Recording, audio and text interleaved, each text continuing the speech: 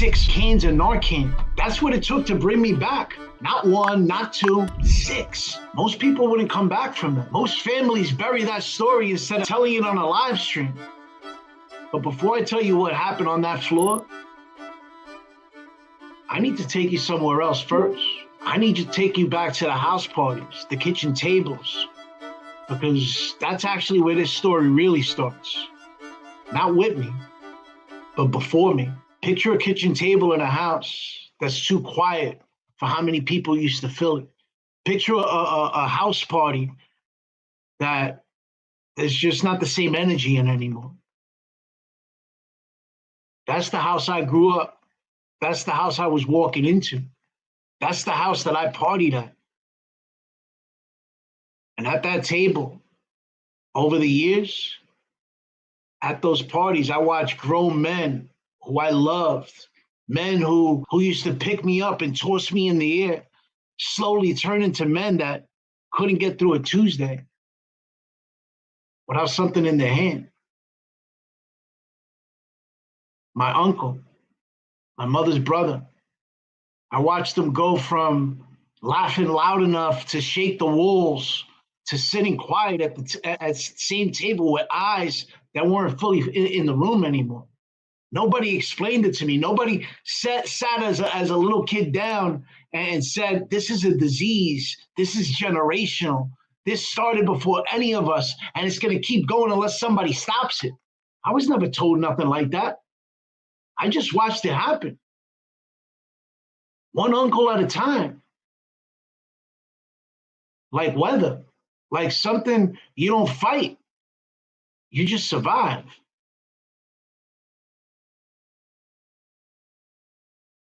My uncle, though, he was different. He was the one who felt like my actual father, more than anybody else in my life at that time. He's the one that taught me how a man was supposed to carry himself, how to shake his hand, how to look somebody in the eye. I used to wait by the window waiting for his car to come up. And when I was 13 years old, that waiting for him, that day where he was going to come, it stopped. I remember exactly where I was standing in the house when I found out that he passed. I remember my mom's face before she even mentioned the words, because some news announces itself on somebody's face even before it makes it to their mouth. And I remember something happened inside my chest, something I didn't have a name for, just this big hole, just this sudden absence where a person used to be. Nobody in my family knew what to do with a 13-year-old boy carrying that kind of weight, carrying that kind of hole. So nobody did anything. And a hole like that, it doesn't stay empty for long. Something always moves in to be able to fill that hole. For me, at first it was a bottle of liquor. Then it was a cigarette. And it was a joint. 13 years old, standing in the same house where I watched my uncle slowly disappear into the same exact thing. And instead of that being a warning, it became an invitation. Something like the family was handing me a rite of passage nobody ever announced out loud. Nobody spoke about it. I didn't know it then, but I was the next name being written onto a list that had been getting filled for generations before me, before I even picked up anything myself. But there was a part of me, even as a teenager, a part of me that refused to believe I was going to end up sitting quiet at the same kitchen table with the same look in my eyes. Some part of me needed to prove the story could be different. So I went and found the loudest possible proof out there that I could find. I got into the financial industry on Wall Street. And I didn't just get in. I went and became one of the best top producing brokers in the game. The guy other brokers pointed to, the guy that would light up the room. I remember what the floor sounded like on a good day. Phones ringing nonstop, guys yelling numbers across the room. That specific electricity of the room full of people trying to become producers, ambitious. I love that sound. I needed that because as long as that sound was loud enough, I didn't have to listen to the quieter sound underneath. The one that had been there since I was 13 years old after my uncle passed. The one that I never fully addressed. So I bought the watch, I wore the suits, I walked into rooms, and people said my name like it meant something. And in my head, every closed deal was a receipt. Proof submitted to whatever jury was still deciding whether I was going to be like my uncles or not. Nobody around me knew that the entire empire was built directly on top of a hole I never let anybody help me be able to close. I didn't address any of that trauma. They just saw the numbers. They didn't see the higher that I climbed, the louder that I needed the room to stay. They didn't see because the silence was the one thing I couldn't survive being alone with. I'm going to slow down here for a minute because I didn't get a warning that this part was coming. And neither should you. My mom passed away after my uncle did a few years later. And when my mom passed, that hole went from being 13 years old and not opening and closing up because of drugs and alcohol to reopening up. The hole was a void that I could never fill. It split all the way down to the foundation. My mom was my rock. She was my everything, my heart and soul. And now the two people who shaped who I was, the man who taught me how to be a man, the man who taught me how to light up a room, and the woman who gave me life, they were both gone. And the noise on Wall Street, all the electricity, wasn't loud enough anymore to cover the whole of that size. And I went from Park Avenue to Park Bench. I want you to actually sit with that phrase instead of letting it slide past you like a figure of speech. Because for me, it's a literal timeline. Everything Wall Street told me mattered. The suits, the watch, the corner office, the energy, the women, the fast life, the money, all of it was gone. And what moved into that space, it wasn't ambition anymore. It was the same thing that had been circling my bloodline since before I existed. It finally got all the way to me. The first overdose happened. And I remember thinking, even in the middle of it, that this should be the moment that everything changes. But it wasn't. That's what nobody tells you about this particular war inside. It doesn't let you go after the first warning shot. It just tightens its grip and waits to see if you learned anything. But I didn't learn. The second time, I want to walk you through it slowly because I lived it slowly, I lived it all the way through, even if I don't remember most of it firsthand. 6 cans of Narcan. So I want you to picture the paramedics working over a body, trying to leave the room. Not once, not twice. 6 fucking separate times. Whatever was left of me tried to slip out the back door of my own life. And 6 separate times, something more powerful than me pulled me back through it. 6 times, some force refused to let that be the ending of my life. I don't remember the moment the way you'd think I would. What I remember is surfacing on the other side of it, coming back into my body and feeling, before I even understood what had happened, this enormous weight settle onto my chest. The weight of every person in my bloodline who never got pulled back. My mother didn't get 6 chances. My uncles didn't get 6 chances.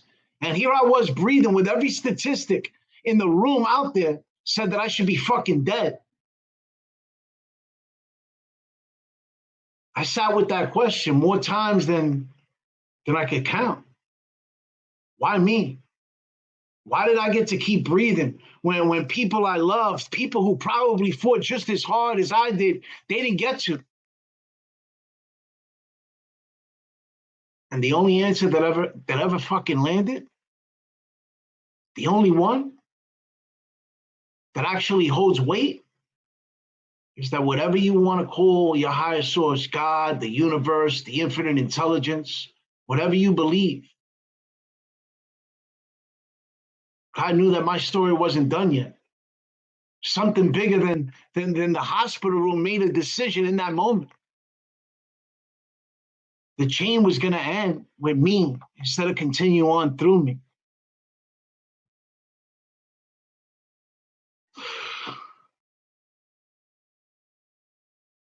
Sometime after that second overdose, I was sitting across from my sister on a ride home, and something in me finally broke. Something finally broke open in a different direction that I never see it before. Not a relapse, a confession. I looked at my sister and I told her I was tired of writing my obituary. I told her that I couldn't keep doing this thing that I was doing to myself. I couldn't do it anymore. Really need you to understand what that sentence actually was. Every single person in my bloodline who fought for this war before me fought in silence. My uncles didn't say those words to anybody. My mother didn't say those words to anybody. They held it inside. Whatever pain they were carrying, they carried it alone until it finally won. And sitting on that train, saying those words out loud to my sister, that was the first time in the entire history of my family that somebody in this war actually asked for help instead of hiding in the fight inside completely. That sentence on the train is where the chain started to pop. Before I ever set foot inside any treatment. And then comes a 90-day program, St. Christopher's Inn. I finished it in 75 days. I completed, not because I rushed. Something had already shifted before I even walked through those doors. I knew I was ready. I just didn't know how. All right, Cleveland, Ohio, I see you, brother. I see you. And in that spot in St. Chris, the rehab, man, there was a woman named Janet. She ran the kitchen, man, and I got into some wars in that kitchen, arguing with guys out there. And Janet pulled me off duty. She told me to get the fuck out of the kitchen. She said that I wasn't wanted there. And in that moment, that felt like a punishment. And looking back now, it wasn't a punishment. That was one of the most important doorways of my entire life, because it's what led me into the program built around attitude and behaviors, built around peeling the onion back and taking stock of who I am. And that program is where my identity actually started getting rebuilt from the ground up. But here's what I need you to understand. Here's what I need you to understand about what happened to me after that. Service stopped being a program requirement and became a way of life. Not because somebody told me to give back, because I knew exactly what it feels like to be on that other side of that door. I know what it's like to be the one that nobody's thinking is coming back. I know what it's like to take 6 cans of Narcan sitting in a paramedic's bag. Looks like I know what that looks like. And I know what it costs the family to bury somebody who never got another chance. So when I say I'm grateful for my sobriety, I don't mean it in a polite way that people usually mean that phrase of gratitude. I mean, I wake up some mornings and I still in disbelief that I'm even here. I thank God every day for waking me up in the morning, for giving me another opportunity. I thank God every day that I got to be a father. I got to be a grandfather. I got to be a man building something instead of a name on an obituary. And that gratitude don't let me sit still. It puts a fire under me and makes sure my sobriety isn't just something that I hoard for myself. That's why service isn't optional for me. Wherever I could show up, wherever I could show up for the world of addiction and recovery, whatever form that takes, I'm there. Yeah, I work with business owners and entrepreneurs. That's what I do for a living. That's what I do for purpose. But when I'm giving back to the community that saved my life, oh, that's something special, man. And not just St. Christopher's, but any door, any room, any person still standing in the exact spot that I used to stand in, wondering if there was a version of them on the other side of this. Right there, that's priceless. Because I know that there's opportunity out there for them. I know what the other side looks like. I know what it's like to make it from that dark side. And if I could do it, anybody could do it. And if I can help one single person a day, that's a task. That's not a task that I check off, man. That's a blessing that I don't take for granted because I remember the version of me who didn't think that I'd live enough to become anybody's blessing at all. I never thought that I'd be the miracle that I am. I never thought that I'd wake up defying the odds. But let me tell you something. I'd rather be waking up defying the odds than being where I was before any day of the week. Somebody has to be standing at the door for the next person. I know that firsthand because a woman named Janet stood at mine. And now, whatever room I'm in, whatever platform I'm given, whatever life I get to keep living, I'm standing at that door too, on purpose, every single day for as long as I'm breathing. And here's the piece I really need you to hear, because it's the whole foundation of everything I teach right now. I teach the RIP method. It's resilience, identity, and purpose. That old version of me, the boy standing by the window waiting for the car that was never coming back, the broker hiding a hole underneath the watch, the body that tried to leave 6 separate times. That version of me had to rest in peace because I would have never known that this one that I am now could even exist, could actually live. So I had to bury that old version of me. You hear what I'm saying? If you feel me, drop a fire in the chat, man.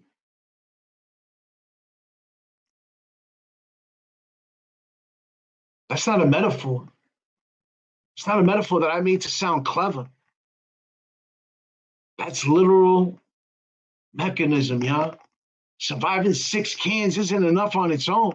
You actually got to bury the identity that got handed down to you alongside the pain and build a new one. You got to build a new one on purpose, on your knees in front of whatever you call your higher source. And be grateful. And I need you to hear this part clearly.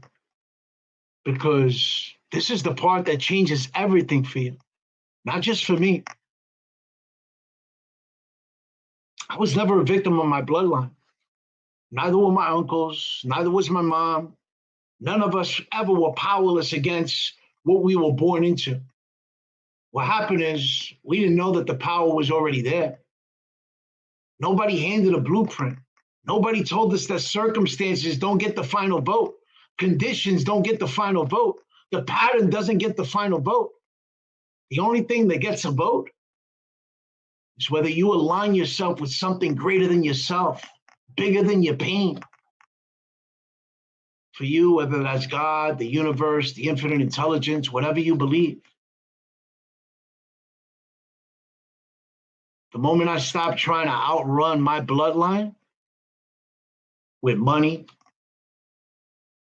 with drugs, with this life, and once I started aligning myself with something greater than myself, that's the exact moment the power that was already inside of me became accessible, man. I didn't get created that day. It got unlocked. My mom didn't get a chance to break this chain. My uncles didn't get a chance to break the chain. I'm not standing here because I was stronger than they were. I got a chance that they never got. And the only thing that would actually waste that chance is staying quiet about how close I came to never getting it either. Because if I stay quiet, if I hold that shit inside, if I hold my story inside, I'm being selfish. I wasn't created to be selfish. My story don't belong to me. It belongs to the people out there that I can create impact for. 6 cans of Narcan deep, and then I broke the fucking chain.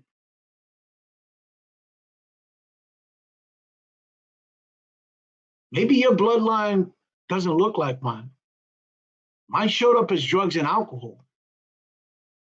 But you see, the chain takes different forms in different families. And I need you to actually see yours instead of assuming this story doesn't apply to you. Just because you never touched the pill, just because you never sniffed cocaine, just because you never drink, the chain that's locking you down could look different.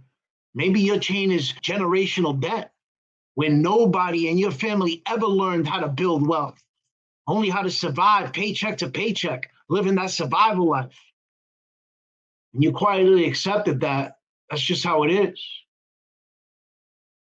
Or maybe your chain is emotional silence, where the men in your family were taught that feelings get buried, not spoken. And you spent your whole life confusing numbness for strength. Maybe your chain is divorce, watching marriage after marriage fail in your family until you started believing that love just doesn't last for people who share your last name. Maybe your chain is passed down anxiety, like a family hail nobody asked for. Maybe it's settling, watching every generation before you take the safe option in life, shrink their dreams, and call it being realistic. That's a bunch of bullshit. Maybe it's abandonment, a pattern of people leaving so you leave first for anybody else before anybody else can. Or maybe it's a cycle of abuse, a cycle nobody in your family ever had the courage to name out loud, let alone stop it. Change shows up in hundreds of different shapes and sizes, but it always demands the same exact thing every single time from every single person carrying it. It demands you keep it alive by staying quiet, y'all. Don't stay quiet. I'm not telling I'm not telling you that you need your own 6 cans of Narcan moment before you're allowed to interrupt your pattern. I'm not telling you to let mine be the warning label nobody gave me.